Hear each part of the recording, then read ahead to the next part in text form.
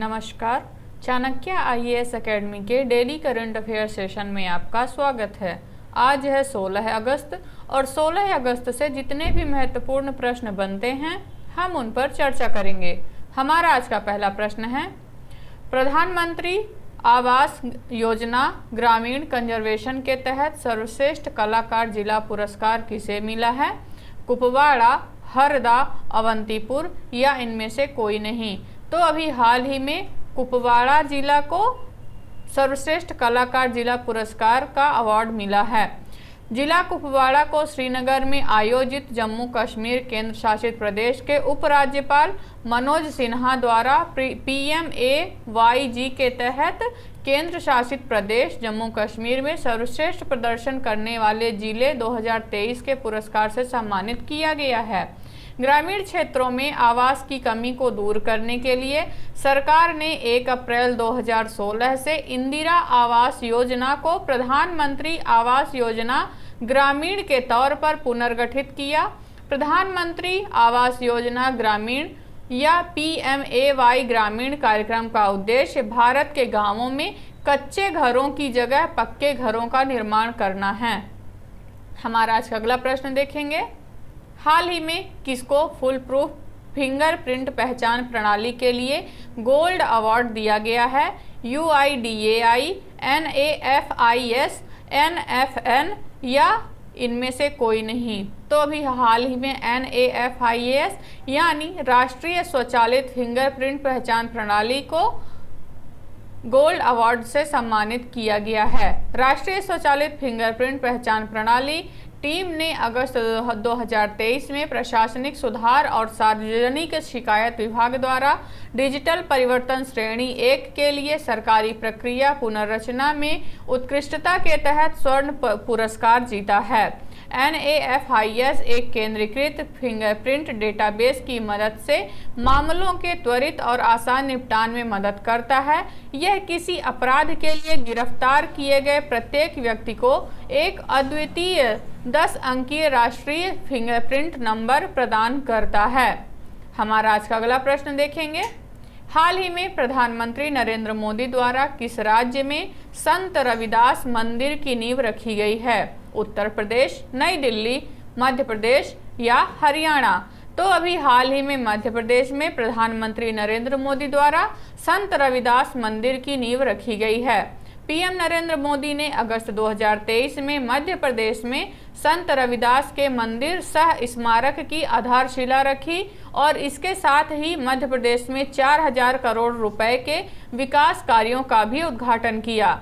यह स्मारक समरसता की भावना से ओतप्रोत है क्योंकि इसमें 20,000 से अधिक गांवों और 300 नदियों की मिट्टी का उपयोग किया गया है। संत रविदास भक्ति आंदोलन के एक भारतीय रहस्यवादी कवि संत और 15वीं से 16वीं शताब्दी के दौरान रविदासिया धर्म के संस्थापक थे। हमारा आज का अगला प्रश्न देखेंगे, हाल ही में विभाजन विभीषिका स्मृति दिवस कब मनाया गया है? 12 अगस्त, 13 अगस्त, 14 अगस्त या 15 अगस्त को? तो अभी हाल ही में 14 अगस्त को विभाजन विभीषिका स्मृति दिवस मनाया गया है। प्रधानमंत्री नरेंद्र मोदी ने 2021 में यह घोषणा की थी कि 14 अगस्त 1947 में विभाजन के दौरान संघर्ष और बलिदान की याद में विभाजन विभीषिका स्मृति दिवस या विभाजन विभीषिका स्मृति दिवस के रूप में याद किया जाएगा, जिसका उद्देश्य हमें सामाजिक विभाजन और वैमनस्य के जहर को दूर करने की आवश्यकता की याद दिलाते रहना और एकता, सामाजिक सद्भाव और मानव सशक्तिकरण की भावना को और मजबूत करना है। हमारा आज का अगला प्रश्न देखेंगे, हाल ही में मेक माई ट्रिप और किस मंत्रालय ने संयुक्त रूप से ट्रैवलर्स मैप लॉन्च किया है? पर्यटन मंत्रालय, सूचना विभाग मंत्रालय, वाणिज्य मंत्रालय या इनमें से कोई नहीं। तो अभी हाल ही में मेक माई ट्रिप ने पर्यटन विभाग के साथ मिलकर एक संयुक्त रूप से ट्रैवलर्स मैप लॉन्च किया है। ऑनलाइन ट्रेवल कंपनी मेक माई ट्रिप ने अगस्त 2023 में एक micro site travellers map of India launch करने के लिए पर्यटन मंत्रालय के साथ हाथ मिलाया है, जिसका उद्देश्य देश में लोकप्रिय यात्रा स्थलों के अलावा 600 से अधिक गंतव्यों को प्रदर्शित करना एवं कम ज्ञात पर्यटन रत्नों की खोज करना जो उनकी प्राथमिकताओं के आधार पर देश की सीमाओं के भीतर स्थित हैं।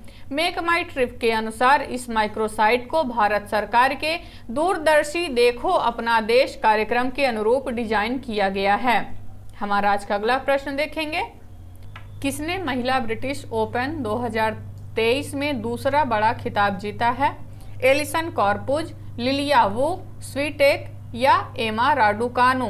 तो अभी हाल ही में लिलिया वू ने महिला ब्रिटिश ओपन 2023 का खिताब जीता है।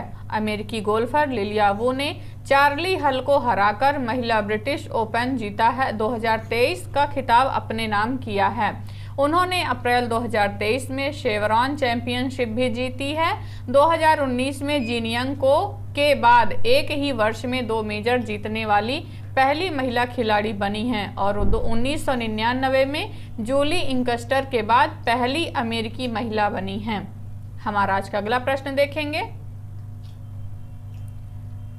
पहली अंतरिक्ष आधारित भारतीय वेधशाला प्रक्षेपण के लिए तैयार है, उसका क्या नाम रखा गया है? Aditya L1, Vikram S1, Bhaskar L1 या इनमें से कोई नहीं? तो अभी हाल ही में अंतरिक्ष आधारित भारतीय वेधशाला का नाम रखा गया है आदित्य L1। सूर्य का अध्ययन करने वाली पहली अंतरिक्ष आधारित भारतीय वेधशाला आदित्य L1 सितंबर 2023 में लॉन्च के लिए तैयार हो रही है। उम्मीद है कि अंतरिक्ष यान को सूर्य पृथ्वी प्रणाली के लैंग्वेज बिंदु L1 के चारों ओर एक प्रभा मंडल कक्षा में रखा जाएगा जो पृथ्वी से लगभग 1.5 मिलियन किलोमीटर दूर है और बिना किसी ग्रहण के सूर्य को लगातार देखने का लाभ है। इससे वास्तविक समय में सौर गतिविधियों और अंतरिक्ष मौसम पर इसके प्रभाव को देखने का अधिक लाभ मिलेगा। हमारा आज का अगला प्रश्न देखेंगे। आसान डिजिटल भुगतान को बढ़ावा देने के लिए यूपीआई चलेगा 3.0 अभियान किसने शुरू किया है? ICICI बैंक, NPCI, SBI या इनमें से कोई नहीं? तो अभी हाल ही में NPCI यानी कि national payments corporation of India ने यूपीआई चलेगा 3.0 अभियान लॉन्च किया है। National payments corporation of India ने अगस्त 2023 में यूपीआई सुरक्षा जागरूकता अभियान यूपीआई चलेगा का तीसरा संस्करण लॉन्च किया है, जिसका उद्देश्य यूपीआई की ब्रांड जागरूकता को बढ़ावा देना, इसकी विशेषताओं की समझ को बढ़ाना और नए उपयोगकर्ताओं के बीच व्यापक रूप से अपनाने को प्रोत्साहित करना है। यह अभियान 2020 में वित्तीय साक्षरता सलाहकार समिति के मार्गदर्शन के तहत शुरू किया गया था। हमारा आज का अगला प्रश्न देखेंगे। महिला सम्मान बचत प्रमाण पत्र डाकघर योजना के तहत कौन सा बैंक शामिल नहीं है? Canara bank, bank of Baroda, state bank of India, union bank of India? तो महिला सम्मान बचत प्रमाण पत्र योजना के तहत स्टेट बैंक ऑफ इंडिया शामिल नहीं है। बाकी हमारे 5 बैंक हैं जो शामिल हैं। वित्त मंत्री निर्मला सीतारमण ने अगस्त 2023 में महिलाओं और लड़कियों के लिए एक छोटी बचत योजना महिला सम्मान बचत प्रमाण पत्र की शुरुआत की है। महिला सम्मान बचत प्रमाण पत्र एक 2 वर्षीय जमा योजना है जो प्रतिवर्ष 7.5% की ब्याज दर प्रदान करती है, जिसका उद्देश्य वित्तीय समावेशन को बढ़ावा देना और लड़कियों सहित महिलाओं को सशक्त बनाना है।